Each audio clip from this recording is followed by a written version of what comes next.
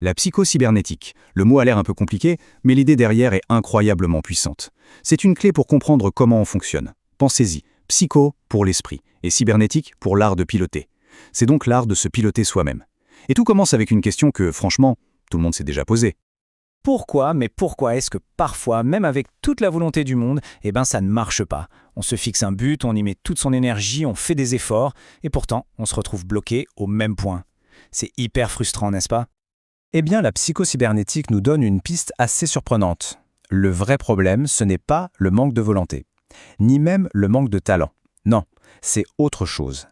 C'est comme s'il y avait une force invisible, une sorte de programme qui tourne en arrière-plan et qui décide pour nous de nos réussites et de nos échecs, souvent sans même qu'on s'en rende compte. Cette force, c'est ce qu'on peut appeler la barrière cachée. Et attention, ce n'est pas un mur devant nous, c'est un script à l'intérieur de nous, un programme interne qui pilote nos actions en permanence. Et ce programme, ce fameux moteur qui nous fait avancer ou reculer, il a un nom, c'est l'image de soi. C'est elle, la vraie pilote dans l'avion, la cause profonde de nos comportements et, au final, de tous nos résultats. Bon, l'image de soi, qu'est-ce que c'est au juste?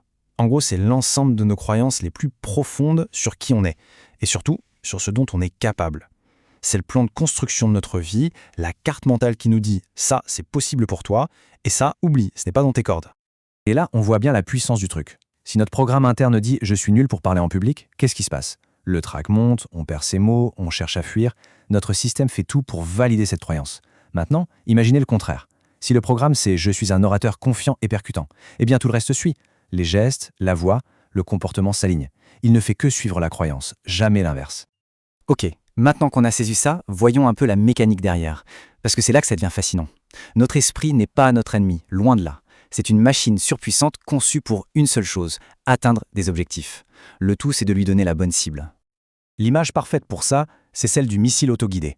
Notre esprit est exactement comme ça. Il est programmé pour trouver et atteindre une cible. Sauf que le missile, il s'en fiche de savoir si la cible est bonne ou mauvaise. Qu'on lui donne le succès ou l'échec comme cible, il foncera dessus avec une précision redoutable. La seule question qui compte, c'est donc quelle cible on lui donne. Alors comment on fait marcher cette machine? Il y a 4 règles du jeu. D'abord, il lui faut une cible ultra claire. Le flou, ça ne marche pas. Deuxièmement, son carburant, c'est notre imagination. Visualiser le succès, c'est littéralement programmer le missile. Troisième point, et ça c'est un changement de perspective énorme, l'échec n'est pas un drame. C'est juste une information qui dit « hop, petite correction de trajectoire ». Et enfin, le stress et le doute bloquent tout le système. Alors que le calme et la confiance, ça le booste à fond. Ok, c'est bien beau la théorie, mais en pratique, on fait comment? On a vu le pourquoi, on a vu les mécanismes. Maintenant, passons à l'action. Le guide concret pour opérer ce changement. Comment on fait pour littéralement construire une nouvelle réalité en reprogrammant cette fameuse image de soi? Le processus est presque trop simple pour être vrai, mais il est redoutablement efficace. 3 étapes. La première, on écrit sa nouvelle identité. Qui veut-on devenir? De quoi est-on capable? Noir sur blanc. Deuxième étape, on la visualise. Tous les jours, on s'imagine être cette personne avec un maximum de détails et d'émotions. Et là, il se passe un truc fou. Notre cerveau ne fait pas la différence entre une expérience réelle et une expérience intensément imaginée. Pour lui, c'est du pareil au même. Il l'enregistre comme une vérité. Et enfin, troisième étape, on agit comme si. On se comporte aujourd'hui comme la personne qu'on veut devenir. Et c'est comme ça qu'on ancre le changement. Donc, si on devait résumer tout ça en une seule idée, ce serait celle-ci. Le secret, ce n'est pas de se forcer à agir différemment. Ça épuise et ça ne dure jamais. Non, le vrai secret, c'est de transformer la croyance fondamentale sur soi-même.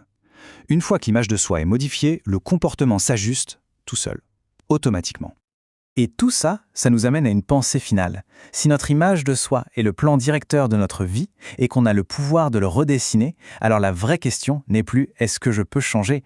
La vraie question devient « quelle nouvelle image est-ce que je choisis de construire pour moi à partir de maintenant ?» Et la réponse à cette question, c'est peut-être le début d'une toute nouvelle trajectoire.